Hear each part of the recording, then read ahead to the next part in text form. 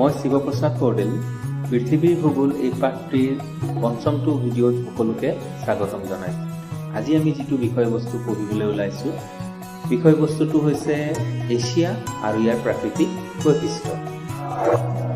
Asia মহাদেশৰ প্ৰাকৃতিক বৈশিষ্ট্যৰ বিষয়ে বুজোৱাৰ আগতে তোমালোকক এছিয়া মহাদেশৰ কিছু কথা কৈ লওঁ। আমি সকলোৱে জানো এছিয়া পৃথিৱীৰ সৰ্ববৃহৎ মহাদেশ। এই মহাদেশখনৰ মুঠ মাটিকালি 44.6 নিযুত বৰ্গ কিলোমিটাৰ। এই মহাদেশে পৃথিৱীৰ স্থলভাগৰ প্ৰায় 30% ভাগ আগুৰি আছে আৰু এই মহাদেশখনত মুঠতে 51খন দেশ আছে।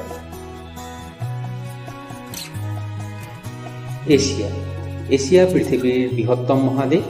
এই বৃহত্তম মহাদেশৰ তিনিওফালে মহাসাগৰে আগুৰি আছে, যেনে উত্তৰে উত্তৰ মহাসাগৰ, দক্ষিণে ভাৰত মহাসাগৰ আৰু পূবে আছে প্ৰশান্ত মহাসাগৰ। এছিয়াক ইউৰোপৰ পৰা পৃথক কৰিছে ইউৰাল পৰ্বতমালা, কাস্পিয়ান সাগৰ, ককেছাছ পৰ্বতমালা আৰু ব্লেক চিয়ে। দক্ষিণ পশ্চিমত থকা চিনাই প্ৰায়দ্বীপে এছিয়াৰ লগত আফ্ৰিকা মহাদেশৰ সংযোগ স্থাপন কৰিছে। আকৌ উত্তৰ পূবত থকা বেৰিং প্ৰণালীয়ে এছিয়াৰ পৰা উত্তৰ আমেৰিকা পৃথক কৰিছে। পৃথিৱীৰ বৃহত্তম মহাদেশ এছিয়াৰ প্ৰাকৃতিক বৈশিষ্ট্যক আমি 5 ভাগত ভগাব পাৰোঁ। প্ৰথমতে আমি আহোঁ দ্বীপ আৰু মৰুভূমি, পৰ্বত পাহাৰ, মালভূমি অঞ্চল, নদী উপত্যকা অঞ্চল আৰু হ্ৰদসমূহ। আমি জানো যে এছিয়া মহাদেশ সুউচ্চ পৰ্বত শ্ৰেণীৰে আগুৰা। এছিয়াৰ পামিৰ গ্ৰন্থিৰ পৰা কেইবাটাও দিশত বিভিন্ন পৰ্বতমালাৰ সৃষ্টি হৈছে। পামিৰ গ্ৰন্থিৰ পশ্চিম দিশে 2টা পৰ্বতমালা আছে, হিন্দুকুছ আৰু চুলেমান। হিন্দুকুছ পৰ্বতমালা ক্ৰমে পশ্চিম দিশত প্ৰসাৰিত হৈ এলবাৰ্ছ পৰ্বতমালাৰ সৃষ্টি কৰিছে। আকৌ চুলেমান পৰ্বতমালাৰ দক্ষিণ পশ্চিম দিশত প্ৰসাৰিত হৈছে আৰু জাগ্ৰোছ পৰ্বতমালাৰ সৃষ্টি কৰিছে। এই এলবাৰ্ছ আৰু জাগ্ৰোছ পৰ্বতমালা ক্ৰমে গৈ আৰ্মেনিয়াৰ গ্ৰন্থিত লগ লাগিছে। এই 2টা পৰ্বত আৰ্মেনিয়া গ্ৰন্থিৰ পৰা প্ৰসাৰিত হৈ পন্টিক পৰ্বতমালা আৰু টৰেছ পৰ্বতমালাৰ সৃষ্টি কৰিছে। এই পৰ্বতমালাযুক্ত অঞ্চলত 2টা মালভূমি আছে, ইৰাণৰ মালভূমি আৰু এণ্টলিয়া মালভূমি।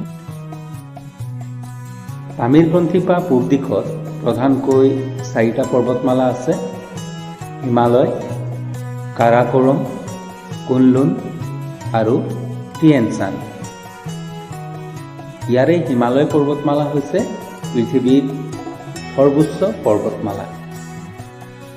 এই হিমালয় পৰ্বতমালা পিছলৈ এছিয়াৰ দক্ষিণ ফালে গতি কৰিছে আৰু ম্যানমাৰত আৰকান য়োমা নামৰ পৰ্বতমালাৰ সৃষ্টি কৰিছে। এই সৰ্বোচ্চ পৰ্বতমালা হিমালয় পৰ্বতমালাতে পৃথিৱীৰ উচ্চতম শৃংগ মাউণ্ট এভাৰেষ্ট অৱস্থিত, যাৰ উচ্চতা 8,848 মিটাৰ। আনহাতে কাৰাকোৰম পৰ্বতমালাত পৃথিৱীৰ দ্বিতীয় উচ্চতম শৃংগ গডউইন অষ্টিন অৱস্থিত, যাক মাউণ্ট কেটু বুলি কোৱা হয় আৰু ইয়াৰ উচ্চতা 8,611 মিটাৰ। এছিয়া মহাদেশৰ আন কেইটামান উল্লেখযোগ্য পৰ্বতমালা হ'ল আলটাই, কিংগন, এবলনোভয়, ষ্টেনোভয়, চুয়ান, ভাৰকুয়ানাস্ক, কলিয়ামা আৰু ইউৰাল পৰ্বতমালা। এতিয়া আহোঁ এছিয়াৰ মালভূমিসমূহলৈ। এছিয়াৰ উল্লেখযোগ্য মালভূমি হ'ল তিব্বতৰ মালভূমি। এই মালভূমিৰ চাৰিওফালে বিভিন্ন পৰ্বতমালাই আগুৰি আছে।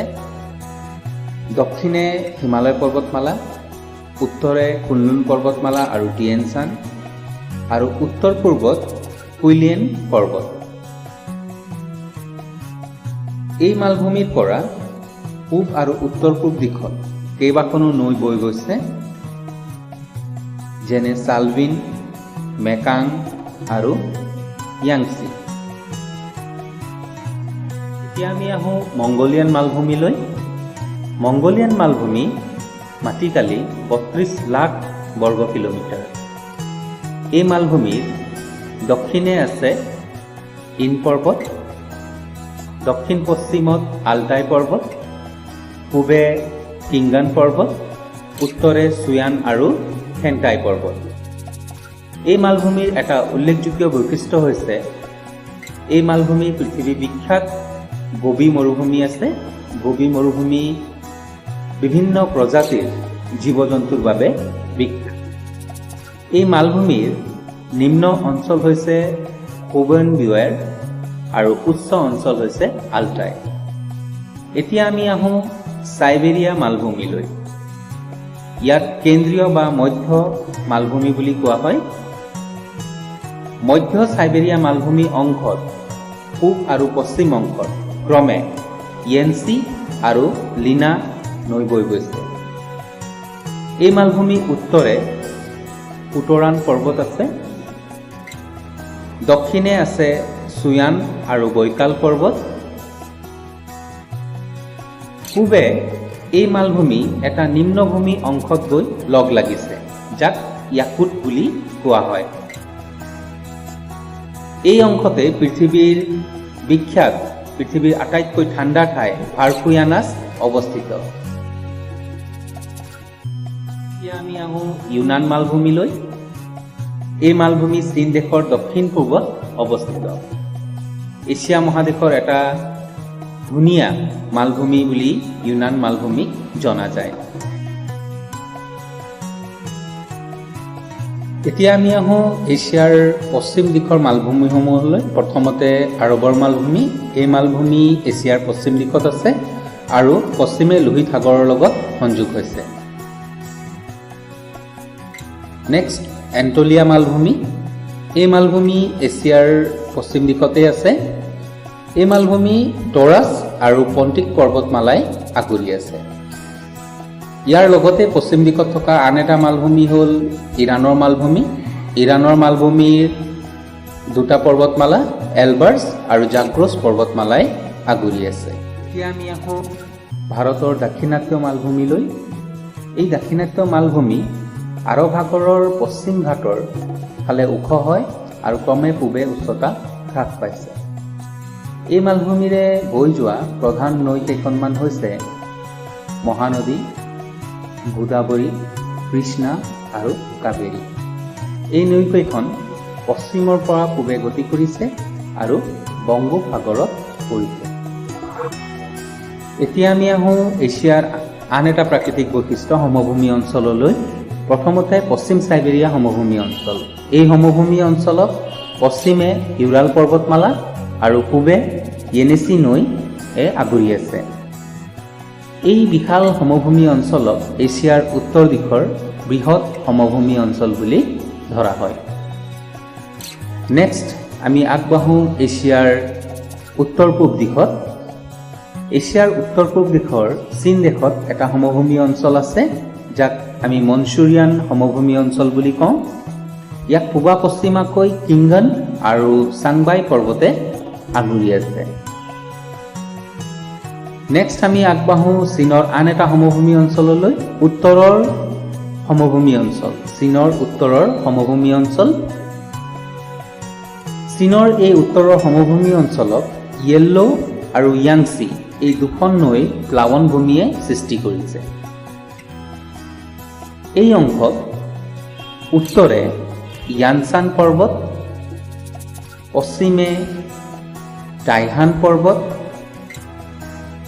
দক্ষিণে দাবি আৰু টিয়ামু পৰ্বতে আৰু পূবত য়েল্লো সাগৰে আগুৰি আছে। নেক্সট আমি আগবাঢ়িম এছিয়াৰ পশ্চিম দিশৰ এটা সমভূমি অঞ্চললৈ, যাক আমি মেচ'পটেমিয়া সমভূমি অঞ্চল বুলি কওঁ। এই অঞ্চল ইৰাকত আছে। এই সমভূমি অঞ্চল টাইগ্ৰিছ আৰু ইউফ্ৰেটিছ এই দুখন নৈৰ মাজত অৱস্থিত। আগবাঢ়োঁ সিন্ধু গংগা ব্ৰহ্মপুত্ৰ সমভূমি অঞ্চলত। এই সমভূমি অঞ্চল নিৰ্মাণ হৈছে সিন্ধু আৰু ইয়াৰ 5খন উপনৈ ৰবি, ঝেলাম, বেজ, সতলুজ আৰু চেনাবে। ভাৰতবৰ্ষত উত্তৰে গংগা আৰু উত্তৰ পূবত থকা ব্ৰহ্মপুত্ৰ নৈ আৰু ইহঁতৰ বহু উপনৈয়ে সিন্ধু গংগা ব্ৰহ্মপুত্ৰ সমভূমি অঞ্চলৰ এটা বিশাল সমভূমি অঞ্চল সৃষ্টি কৰিছে। এতিয়া আমি আগবাঢ়ো চীনৰ সমভূমি অঞ্চল। চীনৰ সমভূমি অঞ্চল নিৰ্মাণ হৈছে তিনিখন বৃহৎ নৈ, হুৱাংহো, য়াংচি কিয়াং আৰু চিকিয়াং। এতিয়া আমি আহোঁ এছিয়াৰ আন এটা উল্লেখযোগ্য বৈশিষ্ট্য সাগৰীয় দ্বীপ আৰু মৰুভূমি অঞ্চললৈ। এছিয়াৰ পূব আৰু দক্ষিণত কেইবাটাও সাগৰীয় দ্বীপ আছে। এছিয়াৰ পূবত প্ৰশান্ত মহাসাগৰত থকা উল্লেখযোগ্য দ্বীপসমূহৰ ভিতৰত কুৰিল দ্বীপ, জাপান দ্বীপ আকৌ কেইবাটাও উপদ্বীপেৰে গঠিত, হোকাইডো, হনচু, চিকাকু, কুইচু আৰু ৰুইকিউ। তাৰ পিছৰ দ্বীপসমূহৰ ভিতৰত ফিলিপিনছ, ইণ্ডোনেছিয়া, শ্ৰীলংকা, আন্দামান আৰু নিকোবাৰ আৰু শেষত লক্ষদ্বীপ। আগবাঢ়ো এছিয়াৰ মৰুভূমি অঞ্চললৈ। প্ৰথমতে মংগোলিয়া মালভূমিত থকা গোবি মৰুভূমি। এই মৰুভূমি এছিয়াৰ বৃহৎ মৰুভূমি। তাৰপিছত চীন দেশৰ টাকলামাখন মৰুভূমি, থাৰ মৰুভূমি। এই থাৰ মৰুভূমি ভাৰত আৰু পাকিস্তান এই দুয়োখন দেশতে প্ৰসাৰিত হৈ আছে। আৰু শেষত চিৰিয়াৰ মৰুভূমি। এতিয়া আমি আহোঁ এছিয়া মহাদেশৰ আন এটা প্ৰাকৃতিক বৈশিষ্ট্য এছিয়াৰ হ্ৰদসমূহলৈ। এছিয়াৰ প্ৰধান হ্ৰদসমূহৰ ভিতৰত বৈকাল হ্ৰদ, বলখাছ হ্ৰদ, ইছুকুল হ্ৰদ, কোকনুৰ হ্ৰদ আৰু উৰ্মিলা হ্ৰদ উল্লেখযোগ্য। এইখিনিতে এটা কথা তোমালোকক কৈ দিওঁ যে এই কাস্পিয়ান আৰু আৰল সাগৰকো বহুতে হ্ৰদ বুলি ক'ব খোজে, কিয়নো কাস্পিয়ান আৰু আৰল কোনো মহাসাগৰৰ লগত সংযোগ হৈ থকা নাই। সেইকাৰণে বহুতেই কাস্পিয়ান আৰু আৰলক একোটা হ্ৰদ বুলি ক'ব খোজে। এইখিনিতে এছিয়া মহাদেশৰ অন্তৰ্ভুক্ত ভাৰতবৰ্ষৰ কেইটামান হ্ৰদৰ বিষয়ে তোমালোকক কৈ দিওঁ। কাশ্মীৰত থকা বুলাৰ হ্ৰদ আৰু ডাল হ্ৰদ এছিয়া মহাদেশৰে এটা উল্লেখযোগ্য হ্ৰদৰ ভিতৰত পৰে। তাৰ উপৰিও চিল্কা হ্ৰদ, উত্তৰ পূৰ্বাঞ্চলত থকা লকটক হ্ৰদ,